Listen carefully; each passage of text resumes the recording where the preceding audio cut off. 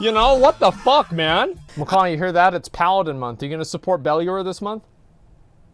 Yeah, man. Awesome, dude. That's great to hear.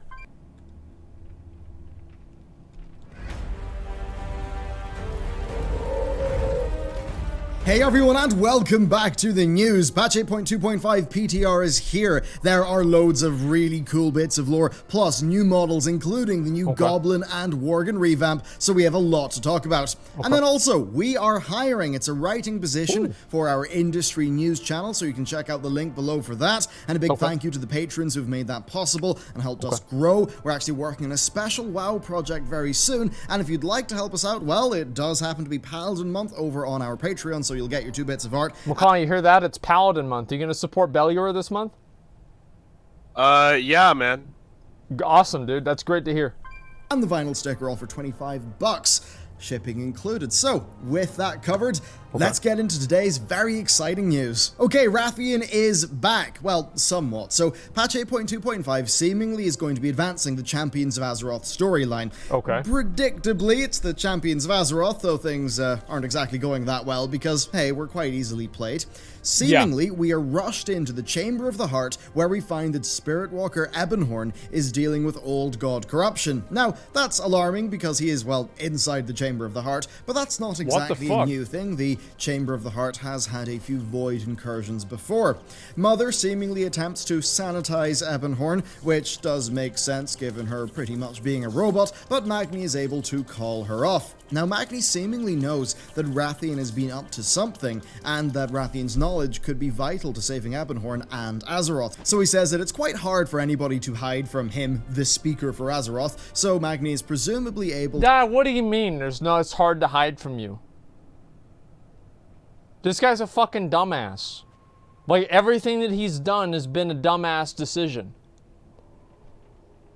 I mean, really, like, everything that he's done has been wrong. You know what I mean? To track Rathian down and send us off to bring Rathian back.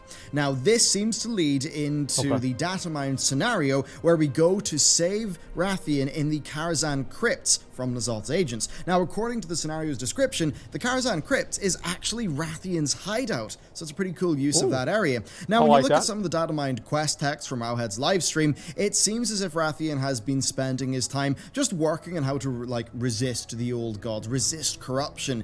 And really, they could be getting dangerously close to a plot where Rathian basically is just our super-powered savior who knows how to deal with our problem, but fundamentally some of this stuff would, like, it would line up with Rathian's goals as a character and some of his motivations. So Rathian's father fell to corruption remarkably easy, and that means that it makes a lot of sense that Rathian will do all that he can in order to not repeat the sins of Deathwing. However, when it comes to kids trying too hard to not become their parents, well, the kids can often overcompensate and become exactly what they, well, don't want to be. Could Rathian's drive to be uncorruptible run the risk of him being corrupted? Perhaps it will, and if he gets close to being corrupted and it's all hanging on a knife's edge, maybe Anduin will be the one to save him. Now, sure. I feel like that actually would make the most sense, right? Because Anduin and Rathian are like, you know, friends and shit because they used to play chess together upstairs. So whatever you call it, right? Chess, whatever. But the thing is that, yeah, obviously that would completely fucking make sense. And if Rathian ends up doing the same thing that Deathwing does, I don't know, I feel like that kind of would be boring. Like, I'd like to see Rathian actually be kind of like a, I don't know, like a neutral guy that's like a faction that's like working towards like the best interests of Azeroth rather than just kind of do the same thing that his father did. And if they do see it going down that route, I hope they don't take it full term and they kind of turn it around halfway through with like Anduin saving him or something like that. That's the only way that I would like to see that storyline progress. Tumblr would go utterly wild for it, but it would tie into WoW's past with the discussions between Rathian and Anduin during Mists of Pandaria. That would actually give Blizzard's writers an opportunity to show that Rathian's absolutist view can be quite incorrect, and that Anduin's more empathetic one can actually work out, and that empathetic sort of way of doing things could be the thing that would save Rathian, which would be an interesting way to develop those two characters. But anyway, the point is, Rathian's back, and just look at his new model. He looks badass. The guy's aged up pretty well. Looks awesome. And what does this mean for the future of the game? Well, I think it means that the Dragon Isles are a lot more likely for patch 8.3. Now, the existence of the Dragon Isles was confirmed earlier on in this expansion when one of Rathian's agents mentioned it. Now, combine that with the focus on the Dragonflight storyline that we've seen so far in patch 8.2, and I think it's fairly clear that we're going to end up around the Dragon Isles at some point. So we could get the Dragon Isles as a new zone and then maybe Ny'alotha as a raid. We could get both the Dragon Isles and Ny'alotha as two zones. Like that's what we want to have right there. Or we could get the Dragon Isles what we're and fucking the looking for. conflict being the core of 8.3, and maybe Ny'alotha is something that Blizzard would save for a future expansion.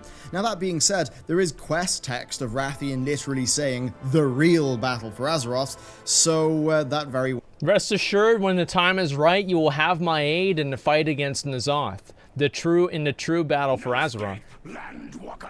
Wait, what? Wait, what the fuck? When did they say that?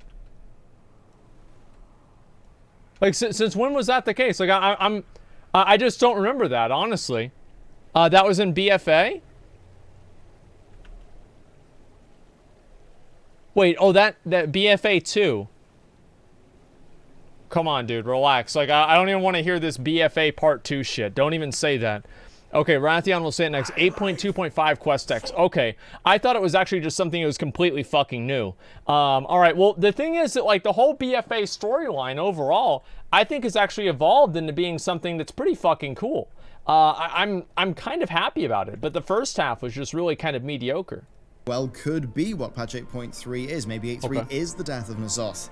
Even though Ian was quite clear in saying that the final boss would be apparent to us after the 8.2 cinematic, well, looking at the game now, I think it's obvious that we're in a position where they could go in a few different directions, which is kind of exciting. Of course, that's not all the lore that we've got to talk about, though, today. I hope they make Ny'alotha the next expansion. Like, I don't want to see it be like a patch or something like that, like Argus, for example. I just feel like that'd be really disappointing. I'd like to see Ny'alotha be like a full expansion, and the Dragon Isles, same thing with that. I mean, like, if they introduced the next expansion, for example, and they said, okay, next expansion is Ny'alotha and the Dragon Isles, I mean, that would be like the most hype fucking thing that they could possibly do.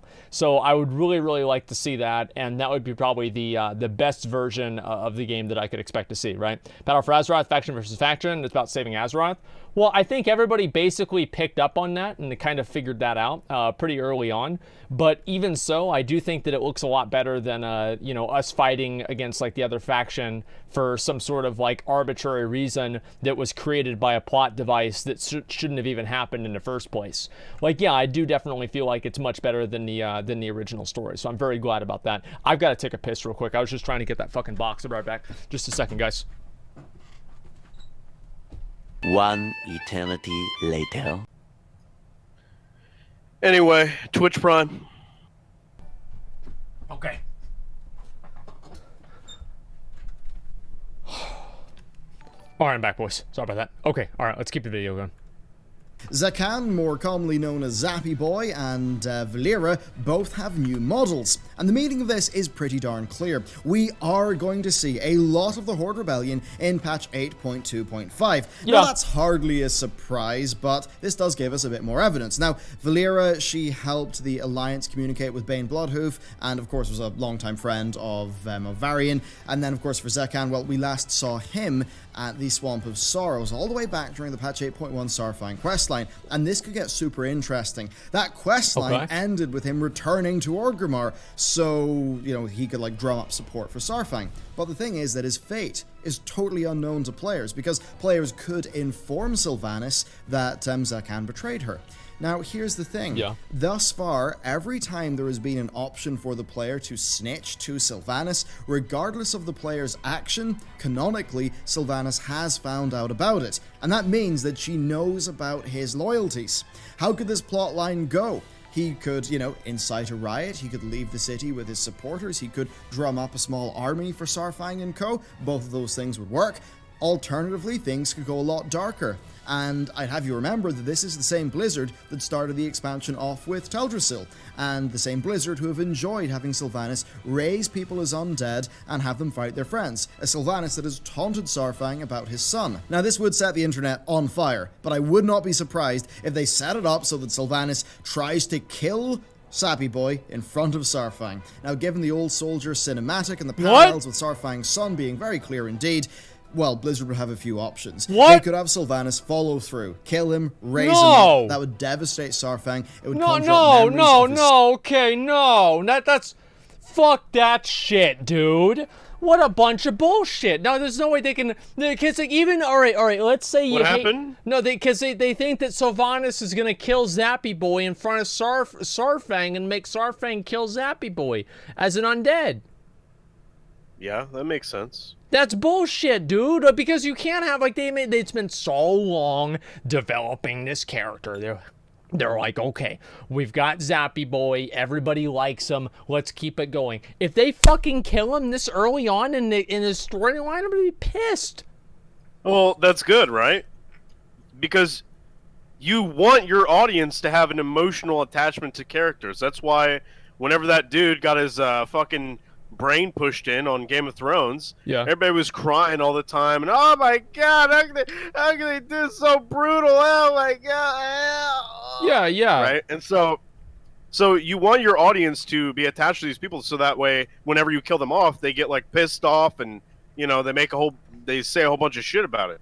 I feel like he's a character. Well, no, I feel like he's a character with a lot of potential, and it seems like it'd be really disappointing to have him just kind of, I don't know, just killed that early on. I mean, I don't know, like the trolls don't have any racial leaders at all. Like, who are the trolls' racial leaders? All of the trolls' racial leaders are basically dead. And they're like, don't they have fucking Rokon or whatever the fuck his name is? Rokon? Yeah, he's good. The guy from Warcraft 3 that nobody ever cared about? People care about him now. He's the only one left to care about. Yeah, there you go. I mean, I never even thought of Rokon. I went through the entire storyline of the Horde stuff. I forgot all about him. I don't know. I feel like he's not a big deal. People care now. Well, you don't care about the lore, so why would you care about that character? Well, I keep track of it, okay? Priestess Talanji is different, okay? She's fucking Zandalari. It's not the same thing as the real trolls, okay? Wait, what? Yeah, they're not. Didn't the Zandalari wasn't the king fucking Zandalari? The king of all trolls, wasn't he Zandalari? Yeah, but you fucking dumbass. No, but like it's not the real ones in the game though. Like what I mean is like you think of a What do you mean they sent an emissary to fucking Zul'Gurub, dude? Yeah, there's one guy. There's like one guy. Like the whole time, the trolls are one thing. They're these guys. They walk around like this. They talk like fucking Jamaicans, and they do the exact same shit, right? And they look a certain way, they act a certain way, and the Zandalari trolls are not that way. They don't look the same. I don't think they should have the Zandalari trolls, who are a fucking allied race, come in and take over the whole fucking thing. And it'd be the same as the Dark Iron Dwarves came in and they're like, hey, look at us, guys. Now we're in charge, and we're running Ironforge. And no, they're not. Magni's in charge. Go to Ironforge. Not anymore. No, there's a council now. Yeah, there's a council. Yeah, because they put her on the council. That way, it's not really a big thing. But everybody knows Magni's calling the shots.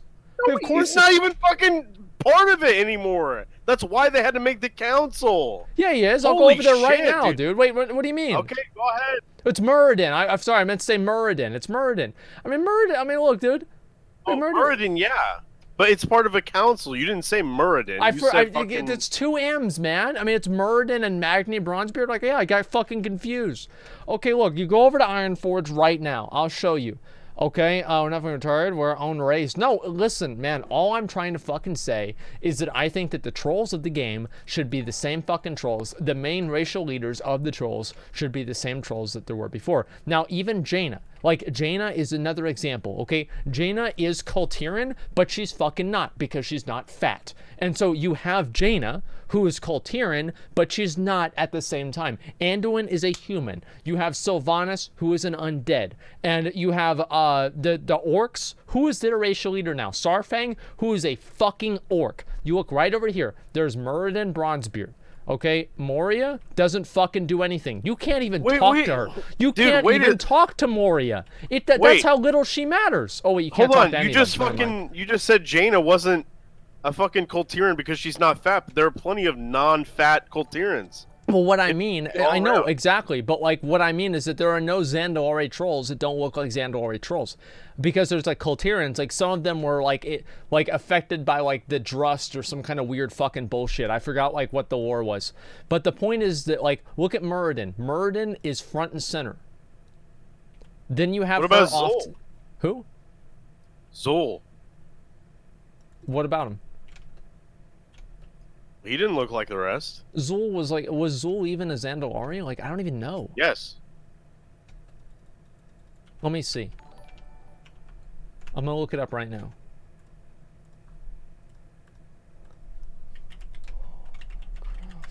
I think. We need to have a little sit down with He's Pyro. Zandalari, dude. Look at him. He's right there. Today was a bad day to get into this. He's Zandalari, 100%. He's Zandalari troll. 100%. He's hunched over. Yeah, because you look at his helmet, dude. Anybody Yeah, would be and he's hunched hunched over with over. that fucking helmet on, dude. Look at that. Look how big it is. There's no fucking way you wouldn't be hunched over with that. Even King Rastakhan has to sit back because his helmet's so fucking big. And he's a fucking badass. Like, Zul is just like... Yeah, but your example was, oh, well, they don't look like the rest of them, so they're not this. I just think I think the main faction fucking leaders should be characters that have represented the races that look visually the same as the races that have been in the game for 15 years. I don't want to have it. No, I'm not. I'm not backtracking at all. Like, this is exactly what I was saying. Like, all I'm trying to mean is that I don't want to have fucking Kultirans come over. Like, what if the Void Elves come and they take over the normal elves? That would be stupid. What are the Maghar orcs? I don't want to see a Maghar chieftain for, like, the fucking Horde. That'd be retarded. I want to see somebody... Sylvanas doesn't look like the rest of the Yeah, undead. but that's been established in the lore for the last 15 or 20 years. It's a different paradigm. But that also goes against your fucking example, dude. No, it doesn't. Like, yeah, obviously Sylvanas... Yeah, no, Sylvanas is the one exception. Garrosh? Yeah, and look how that turned out. That didn't turn out too good, did it? Yeah, but that's yet another example of a leader not turning out how their fucking followers are. Listen, dude, I don't think they should have the Zandalari... No, because think about it like this. No, Thrall... No, he was even in the game, right? Thrall made Garrosh the war chief. And then at the same time, everybody was like, what the fuck? Everybody was mad about this. Everybody was mad. They wanted to have a fight over it. And Garrosh was going to get his ass beat, except for he had some poison dagger. Like, everybody, even the people in the game were mad. The people in the story that were, I remember whenever they were like, oh, Thrall's making Garrosh the war chief. Why? All Garrosh does is get mad. Like, that was literally the whole thing in the storyline. And like, now Sylvanas, another example, now that's causing trouble. You just have the same fucking characters that, I mean, I don't want to have the allied race. I don't want to have the allied races be the leaders of the factions. I think it's stupid. At least not this early on. Not this early on. Look, dude, I know you're upset. Not this early. It's too early, man. It's too fucking early. It should be like 5 more years before they have like one of the allied races have to do with that. It's listen, dude. Tharissa for war chief. Yeah, make Tharissa the war chief. That's so fucking dumb, man. God damn. Like, I don't want to have fucking... Okay, let's just go to the rest. Let's go to the rest. I forgot. What were we even doing? Watching a video. Okay. Here we go. Zappy Boy for war chief. Yeah, Zappy Boy could be the Horde, like the fucking... The troll racial leader, right? With Rokan or something. That'd be fine. I don't want to see him die. And in the process of doing that, they would make her an emotionally irredeemable character to the player base. Now, they could have Sylvanas try to do that, but have Saurfang stop her. He would be able to do for Zakan what he was not able to do for his own son, and that could be quite a powerful moment for the character. I agree. I mean, look, I know that's dramatic, perhaps I'm a bit cynical, but I do expect Blizzard to milk this character for all he's worth, especially given how they've talked about their Battle for Azeroth narrative decisions thus far, and their clear willingness to, you know, craft that big, shocking, emotional journey for players. They very much have talked about that out loud. It's not really a secret. And while we're on the topic of the rebellion, well, a map has surfaced for a Baron's Warfront. This would make complete narrative sense, but I admit I'm just not that interested in playing Warfronts. Maybe getting into a heroic one could change that. I do need to try that mode, but I just don't think it's worth the dev time. It's not. Like, the heroic Warfronts they need to change them and make them better. I think that, like, Warfronts as an idea are good, but Warfronts will never truly be good until they are PvP. Now, I'm sure that Warfronts do get Heroic the is an engagement improvement numbers when the gear is relevant, but I find it hard to imagine that people actually do Warfronts because they enjoy the content. That's not all, though, because Kalia Menethil now has her Lightforged Undead model. This is actually very exciting for lore nuts out there like me, given the significance of what type of being she is now. Many suspect that Kalia could end up being the leader of the Undead after Sylvanas vacates her current position. She would be a Horde leader that could easily mix in with the likes of Bane, and that certainly would... Wait. If Kalia is the leader of the Undead, and the Undead are in Lordaeron, that would mean that the Alliance would reclaim Lordaeron.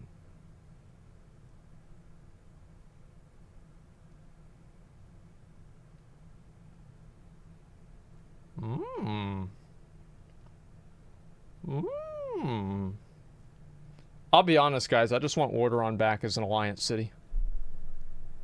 Would be a change of pace for the Forsaken, and just character-wise, you know, being priests and all that, I could see her getting along with Bane.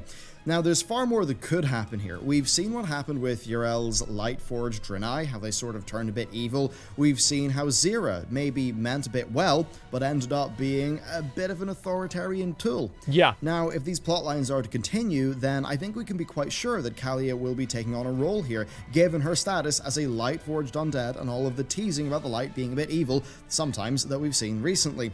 And then also, remember how the Undead are seemingly more resistant to void corruption? Well, this could make her a particularly strong ally in the fight against the Void. Overall, though, there's just so much potential with her plotline, and it's great to see Blizzard just, you know, that they're going to be continuing it, that they're putting attention and care into this character. Next, though, let's talk about the Worgen and Goblin revamp. This is a very long-awaited one, and honestly, there's not that much to say about it other than I think, yeah, they're really good. I like Blizzard's art. Issues with both races have been improved, and, well, it's kind of sad to see them not go with a more dangerous and ferocious-looking female Worgen, but the new version is, I suppose, a bit of an improvement, and, I mean, hey, with the new Goblin rigs and animations, I'm pretty sure the road is paved for the Valpera to be the Horde allied race of patch 8.3, maybe along with the Mechanomes for the Alliance. They do however they want. But anyway, with this done, Blizzard have finally fulfilled their promise with the character revamps, and now I imagine they have freed up a decent chunk of their animation resources for working on future content. And then next up, we've got a bunch of new mounts, but most of them are not available through gameplay. So we do have the Honeyback Harvester, the Bee mount, which of course is through gameplay. Then there's the Alabaster Storm Talon and Thunderwing. These are both listed as in-game shop mounts. They're the mounts that come with the classic 15th Anniversary Collector's Edition. Did you hear about that, McConnell? They're adding new storm mounts.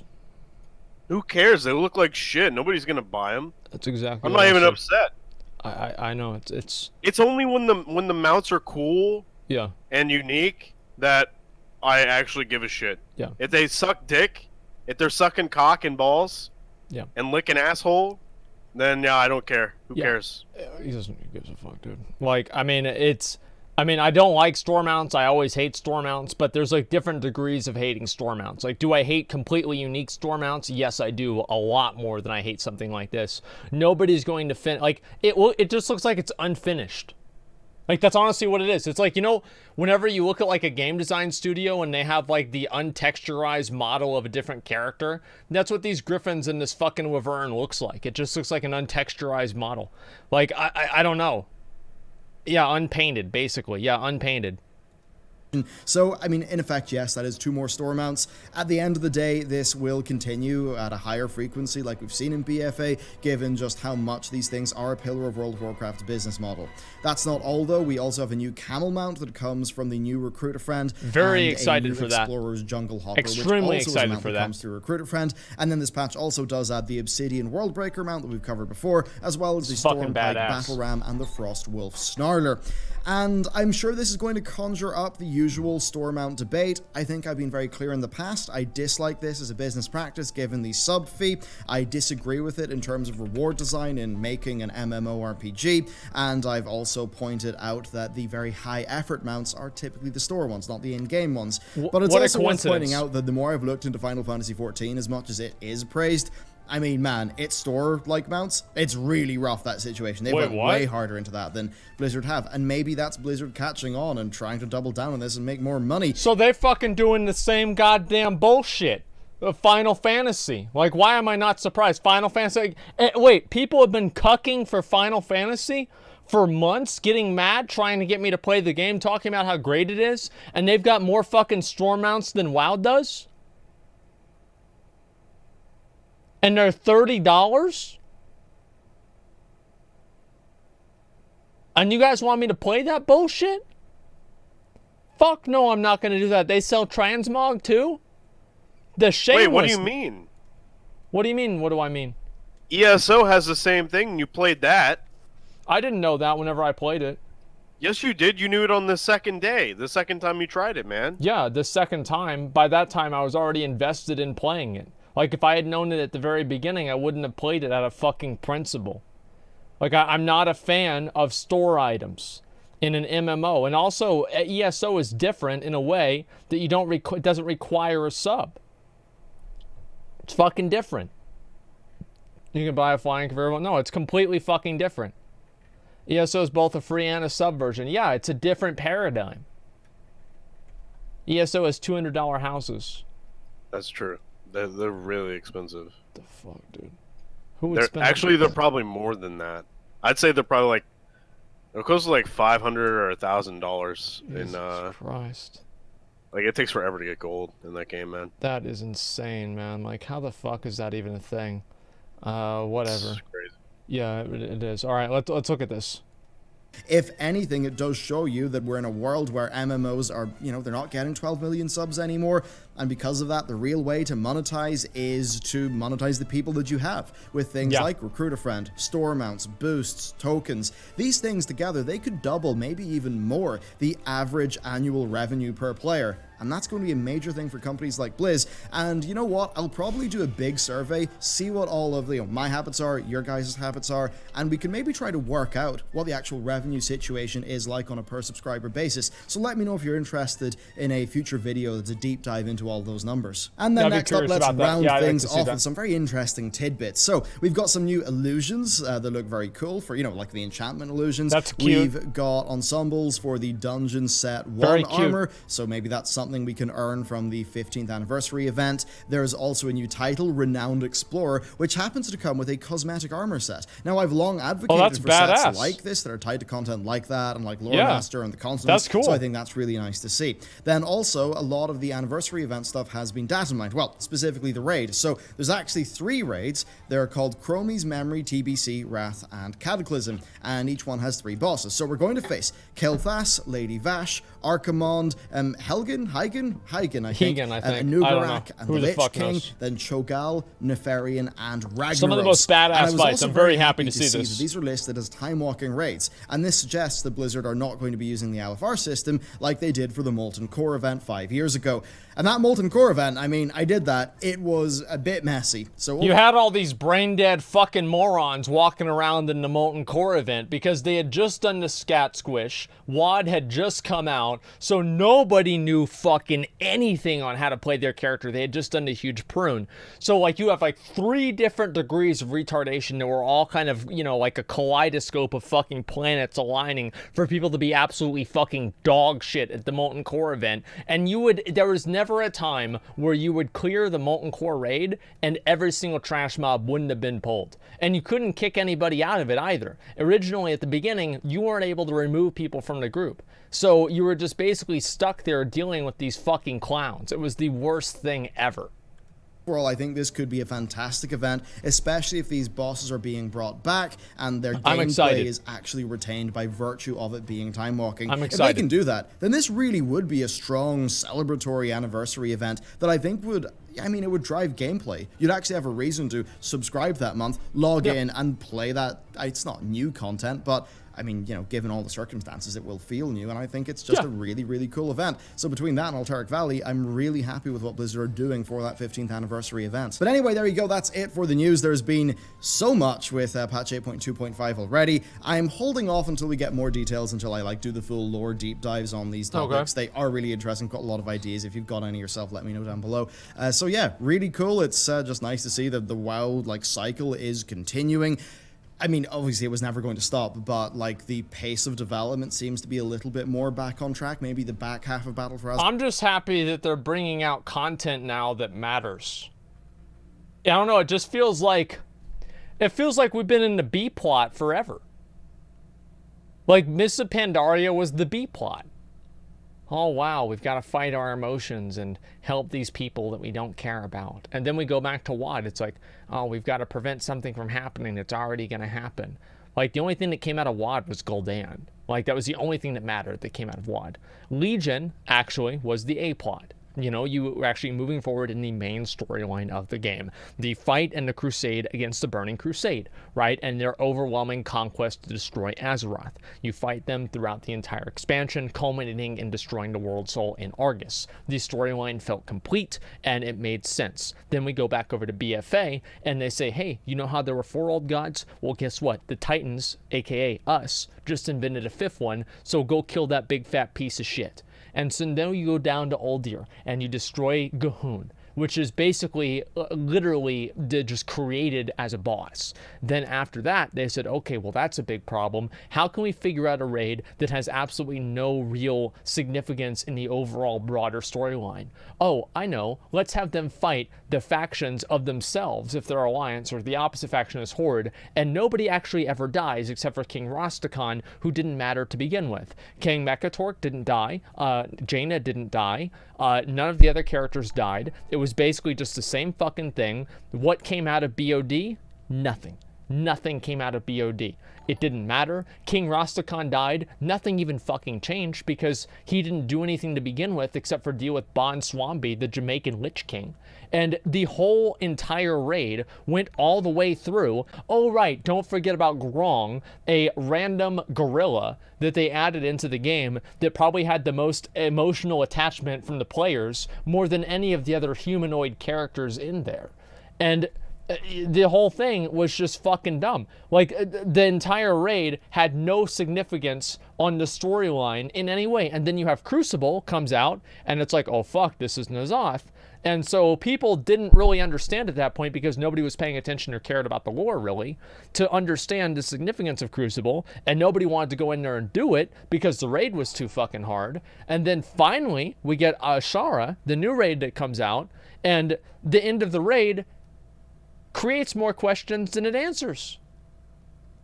The only thing that's okay, N'Zoth is loose. What does this really mean? Where did Ashara go? Nobody knows. It's amazing. It's basically like BFA.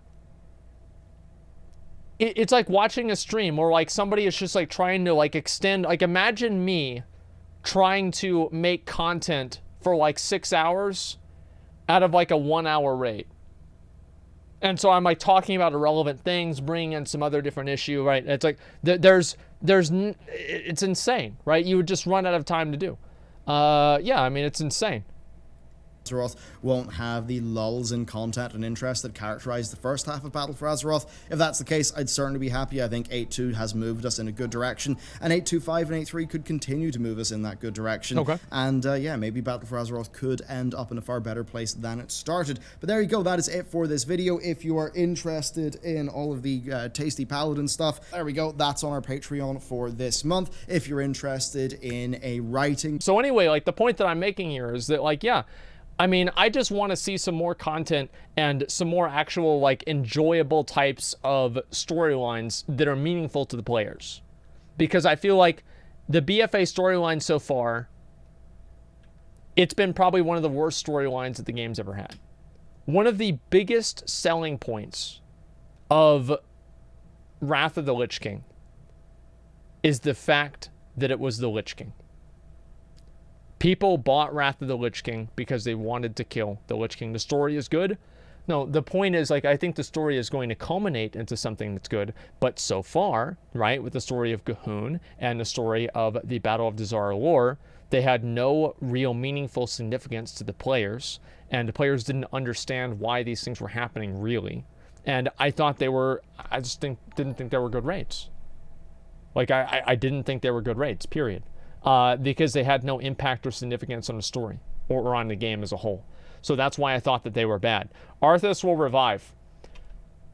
I don't ever want to see Arthas in the game again. That's the way that I look at it. I don't ever want to see him in the game. I think that the game has been fine without having Arthas in it, and I don't want to see any sort of a change or anything like that's going to different places, right?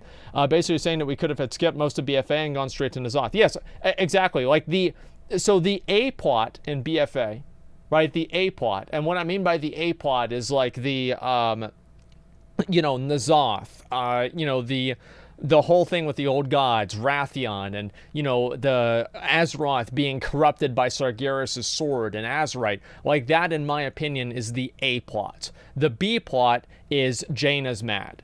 The B plot is Sylvanas is mad. BFA stands for Blizzard failed again. Listen, dude. Listen. That was on Reddit 8 months ago. Fuck you. Well, he said it, all right? Like, I mean, that's all I'm saying. Like, he said it. I mean, I'm not going to say you're not wrong, but look, you know what I mean? I mean, there it is. There it is. I mean, I don't know about Blizzard failed again. I think Blizzard's done an okay job so far. They haven't done a great job, but they've done an okay job. And I think they need to try a little bit harder. And they need to make these stories more accessible to the player base, because that's a fucking problem. Nobody gives a shit about the stories. I don't know how they can do a better job with that. Done a great job making a game. No one wants to play again. Well, no. I mean, I think that Blizzard's done a decent job overall. I mean, they're not doing a great job, but the job has been decent. And I just want to see them do a better job at kind of making the lore something that players are interested in. Because that's what I think they don't really do. Like, I really just don't feel like players are interested in the lore. And if they can do that, the game will be better overall, I would say. That's my opinion. The lore is one of the best parts of WoW. Well, exactly, right? I mean, the lore sold Wrath of the Lich King. That's why people bought Wrath of the Lich King. They were like, oh my god, we're going to get to fight Deathwing? That's awesome. I feel like that was probably the biggest selling point of it. It's the fact that people were able to do that. I mean, fuck yeah. What does that add-on do? Seems cool. It just tracks everything. I was just buying some stuff here on my character so I could get that out of the way. But yeah, I don't know. Like, I just want to see some more content like that. Wait, what are the question marks for?